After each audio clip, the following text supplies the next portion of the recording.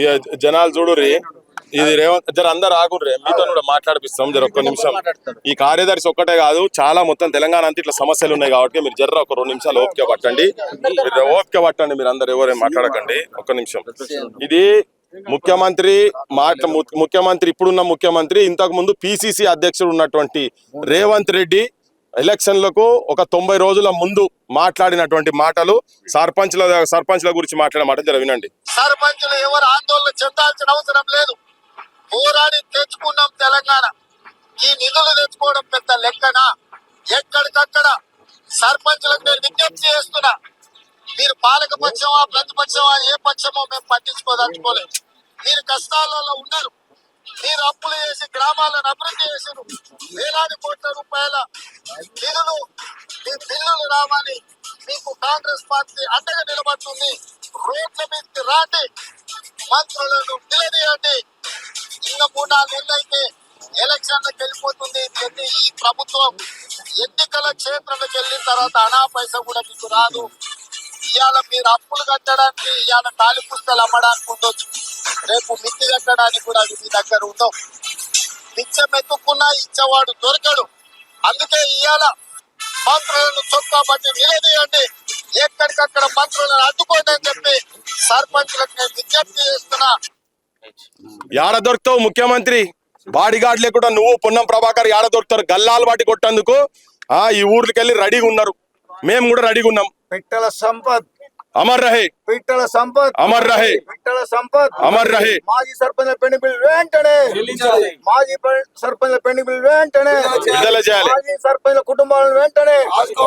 నువ్వే చెప్పినావు అప్పుల పాలవుతున్నారు, పుస్తెలతాళ్ళు అమ్ముకున్నారు ఇవన్నీ అని.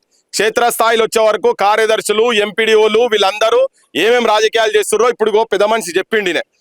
నా కొడుకు నీతివంతంగా నడపాలే గ్రామాన్ని, అవినీతి పరుడు కావద్దు అని చెప్పిండు కదా. నువ్వు చెప్పినావు మా ప్రభుత్వం రాగానే వెంటనే ఇస్తాము, గల్లాలు పట్టుండ్రి, అడ్డుకోండ్రి అని చెప్పని.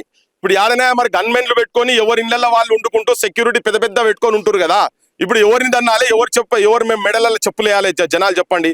ఈ కుటుంబం ఇప్పుడు బాధ్యత ఎవరిది? నీది కాదా? నిన్ను నమ్మలేదా? నిన్ను నమ్మి సర్పంచులు వీళ్ళందరూ ఇటువంటి వాళ్ళందరూ నీకు సపోర్ట్ చేసి ఓట్లు వేసిన వాళ్ళే కదా. మరి వీళ్ళ బిల్లులు రావాలా లేదా? ఓడ దాటేదాకా ఓడమల్లన్నా, ఓడ దాటినాక బోడమల్లన్నా అంటే పర్ఫెక్ట్ నువ్వు సూట్ అవుతావు రేవంత్ రెడ్డి. అధికారం వచ్చే వరకు నువ్వు అధికారం కాడికి పోయి కూర్చున్నావు, ఆ అధికారం కాడికి పోయి కూర్చున్న తర్వాత ఇగో వీళ్ళని పట్టించుకుంటావు. వీళ్ళు అనాథల ఇల్లు. ఇప్పుడు ప్రజలు కూడా చెప్తున్నారు మొత్తం అగో తిడుతున్నారు జనం.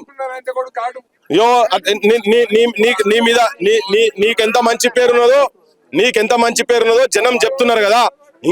ఇంకొక సావు సావకుండా ఉండాలంటే నీ క్యాబినెట్ మీటింగ్లు సమ్మక కాడికో ఇక్కడ పోతాడ షోపుటప్లు చేసే మీటింగ్లు కాదు. నువ్వు నీ క్యాబినెట్ మీటింగ్ తెలుసుకుంటే ఇప్పుడు ఈ ఊరికి రా, ఇక్కడికి వచ్చి ఇక్కడ నీ క్యాబినెట్ మీటింగ్ పెట్టు, వీళ్ళ ఇంటి ముంగట క్యాబినెట్ మీటింగ్ పెట్టు.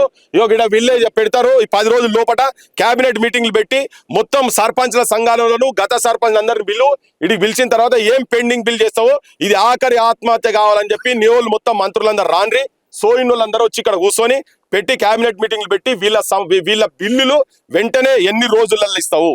వారం రోజులు ఇస్తావా, 10 రోజులు ఇస్తావా? నువ్వు స్పష్టత చేయి. మేము కూడా హైదరాబాద్ లో మీటింగ్ పెడతాం, ఇక హైదరాబాద్ లో పెడతాం, పెద్దలతో పెడతాం, కూర్చుంటాం, సమాజం మొత్తం తెలియపే ప్రయత్నం చేస్తాం.